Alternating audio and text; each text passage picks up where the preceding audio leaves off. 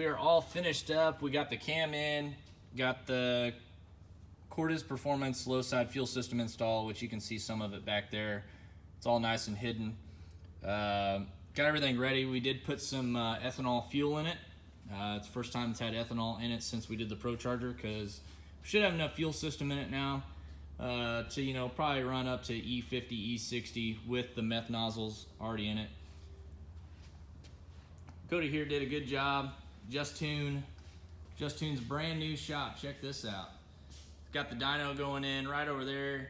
Next week they got the pit dug. Looks like they're working on a C6 right now. I see they're putting a monster clutch in it. So this thing's gonna be driving good soon. They got another Corvette getting ready to get worked on now. But we are gonna start SnowWhite up here, and she should be ready to go on the dyno. We're gonna hit the dyno tomorrow at Just Tune.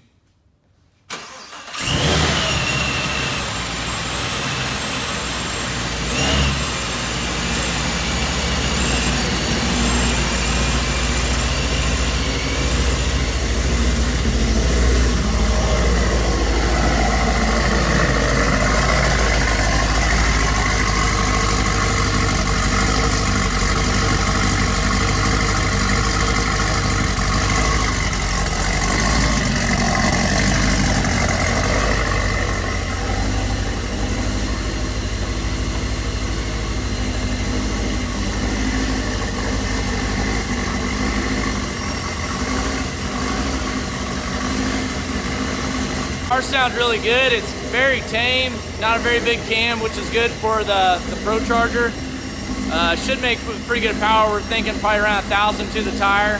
Through a 10-speed automatic, it should be a very fun car. Still be able to drive it all the time. I mean, it's about the perfect all-around car, and it's going to be a very good comparison with the new Mustang that we got once we do the twin turbos on that car. Comparing the two, being the same horsepower, same transmission, but one being a Camaro, one being a Mustang platform. So we'll have a very good comparison via me having two of the same cars that a lot of people are doing these days.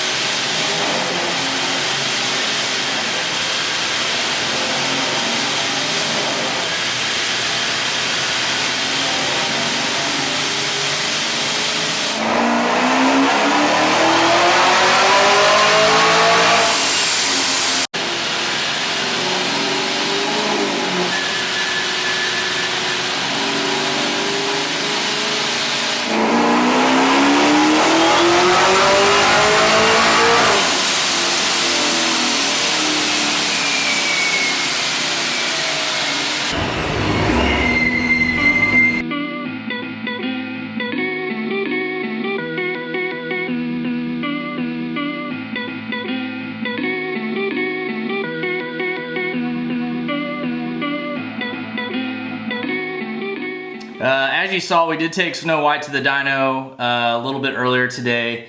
It didn't end quite well. It's pushing a lot of coolant out of the reservoir, so not really sure what's going on there. But you know, it was making 870 horse and it was not stopping on the dyno graph. So that's really good news as far as power goes. That car's gonna make a lot of power, probably around 1,000 would be my guess on pump gas. So everything's going good with that. We just need to figure out what's going on with why it's pumping coolant out of the reservoir. It's pushing it out of the weep hole there on the side of the reservoir tank on the Camaro. So we'll get that figured out. You know, we're gonna break some stuff at sometimes and we're gonna run into issues. Not everything is, you know, all good whenever you see people posting their builds online and stuff. There are definitely hurdles you gotta overcome whenever you're building these newer late model cars. We're doing it, and we're gonna do some stuff on this new Mustang here in the next coming weeks. Performance wise, we're about done with suspension and wheels and tires and all that stuff, so the Killer Stang project is coming along real quick and real nice. I have a mess in the garage right now. We have the spoiler off of the Mustang. We were putting on a new spoiler. We'll have it on here in just a minute. I'll show you guys. But we got the wheels on. Got the BMR drag lowering springs on. The car turned out really good. The weld wheels look awesome on this thing. I love the 17-inch beadlocks. Turned out really good. Of course, I painted the lips of the wheels gloss black like I do on most of my builds. But they fit great on this car. I'll go up here to the front. Sorry, I got a mess in here right now. There's the fronts there. Got a 28-inch tall tire that'll be here tomorrow. Those are 26s. They look a little tiny on the car when it's outside the garage. But yeah, whole Killer Stang coming along just fine. Finally got the new ice tank in for the C7.